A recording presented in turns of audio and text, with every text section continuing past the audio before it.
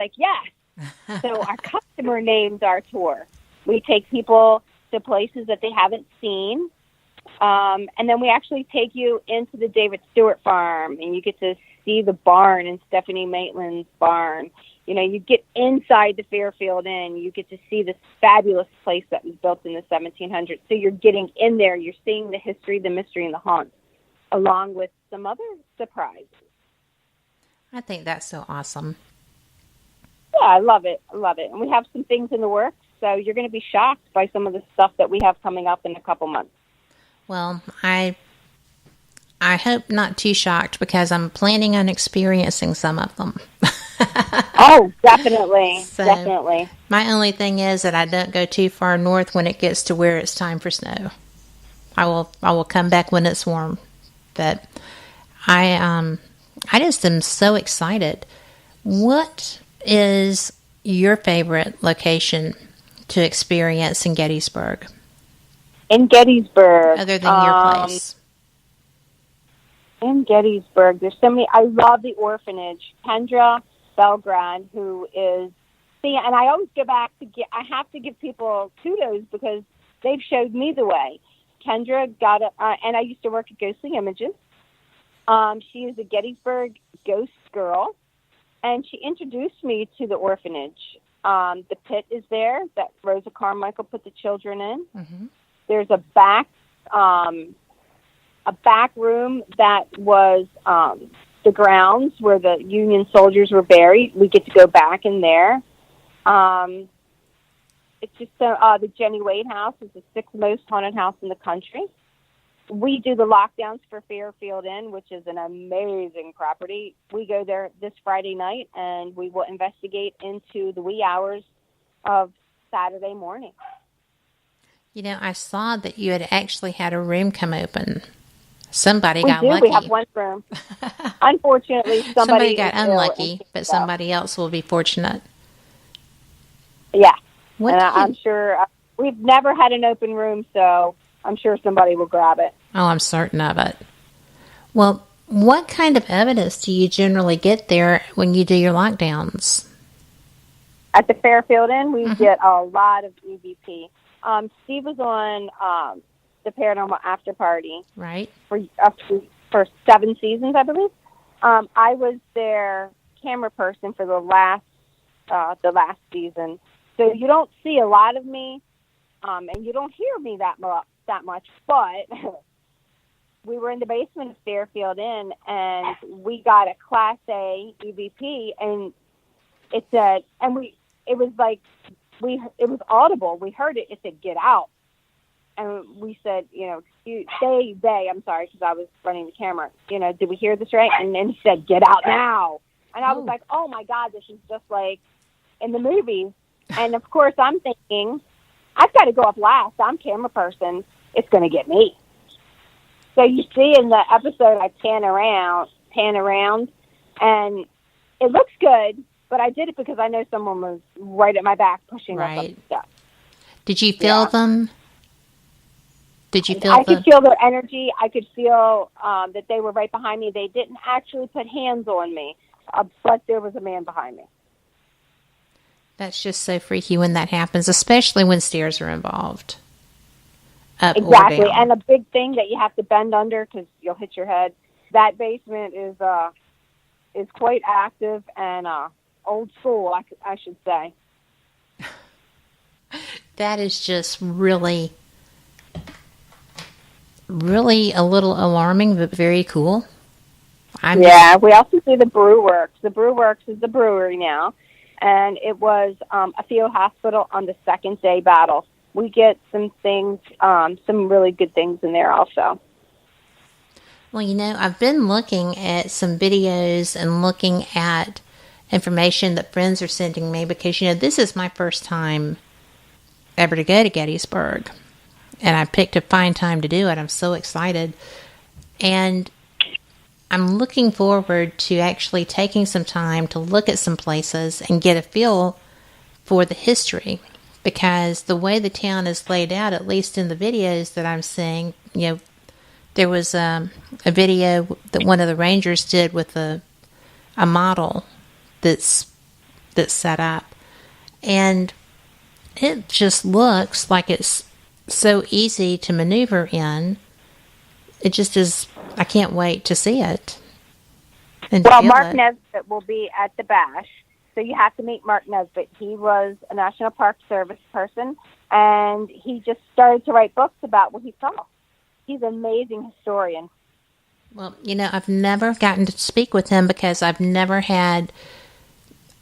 been able to jive calendars, but I have heard him speak, and he is someone that I think is astounding.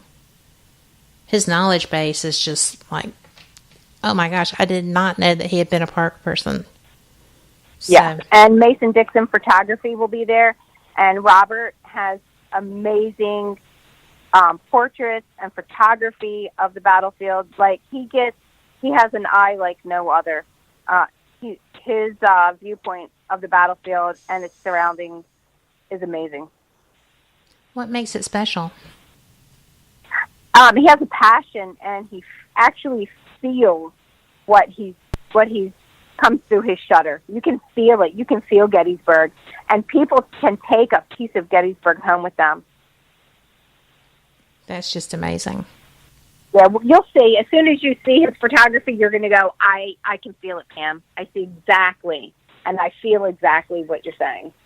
Well, I'm excited about that. That's going to be way too cool. There's so many different aspects because the history, it was historic before the battle, right? And it was a college town. Yeah, and with the battle, it just evolved into a completely different environment. And the value placed on that level of historic experiences is amazing. To me, it's amazing. Because you just have to appreciate it. In Gettysburg. Yeah, everywhere you step is a part of the battlefield. Yeah, that blows my mind. And I have investigated, I experienced, I didn't do a true investigation, but I did with what equipment I had with me, at another battlefield on the other side of Chattanooga, going towards Nashville. And it was my first time to walk onto a battlefield. And the energy just blows you away. It does. And this was not Gettysburg. This was still intense, there's a lot of carnage that's involved with those battles, especially back then. I mean, these were not small shells and bullets and stuff. These were damaging, monstrous wounds, creating monstrous wounds. And it's just... And the men just suffered. There was, they had nothing to give them to deaden the pain. There was no penicillin. So sometimes, if you had a belly wound, you could be suffering for days before you die. Terrible. Yeah. And, if you were separated from the people that you started with, there was no one from home. So you didn't have... I can imagine that. Yeah, and no communication to let someone know what happened for months. It just was, I don't know. That's such a different time that... What do you generally get? What emotions do you experience? Are you empathic? I know you do other things. Much. Yeah. Sometimes, it's different. Sometimes, you really have to hold the tears back. And then sometimes you feel a true sense of pride and satisfaction at some parts of the battlefield. Mm-hmm. I think there's a yearning for home here. Definite respect, and just a sense of all. I could see that. Yeah, it's a lot of different things. Well, when you go out, when you take someone like me, I've never been there. I have no idea what to anticipate as far as activity goes, other than what I've read and what I've seen on various shows. And what would you tell someone? Do you live listen? Do you just bring a recorder and go with it? Or what's the best way to experience that? Yep. Usually, Steve and I, when we get a few minutes and we just get to go out ourselves, we usually end up back at the Eisenhower Bridge, which the locals call Suicide Bridge. When we go back there, we usually take the Pultracom. We take our recorders. We've got the brand new SLS cameras. Sometimes we'll take that. It depends kind of what we're in the mood to do. We're kind of spoiled, because we have all of the new technology right at our fingertips, right. And then sometimes just go ourselves, just with a little recorder. I think that's sometimes the best way, because I don't know about you, but especially when I have something new, then I'm too hyped up about using it. Right? Yeah. And I have to practice with the new equipment before I can actually show people how to use it and take it out on a real investigation with people. So we'll go out and test it out. Even in our backyard, we get a lot of stuff. Astounding. We are going to be going for a break here in just a moment, but when I had the opportunity last weekend, I was in Ohio, and one of my friends brought her SLS camera, and it was my first time to actually be with her when she was using it. I've been considering one, and it was just really cool. Guess what we're raffling off at the bash? Get out. Guess what? I'm going to go broke on raffle tickets. We are going to have the latest and greatest SLS camera for auction. Well, I just love those because, like I said, I'd never seen one live and in person, and I was traveling so much I wasn't at investigations that we would normally go to together. It really is amazing. But they're very cool, and they're all different. The ones that Steve and I sell have the new apps in it. Mm-hmm. So when you hold the SLS camera and shine it at a person, it's them. It's not a stick figure that shows up. Right. So there's no, there's not, is that a person? You don't have to say, raise your right hand. You can see that person. And now 5 anomalies can be traced with it. So it's the brand new SLS cameras on the market that are up for auction. Well, and of course will benefit our Pennsylvania Wounded Warriors.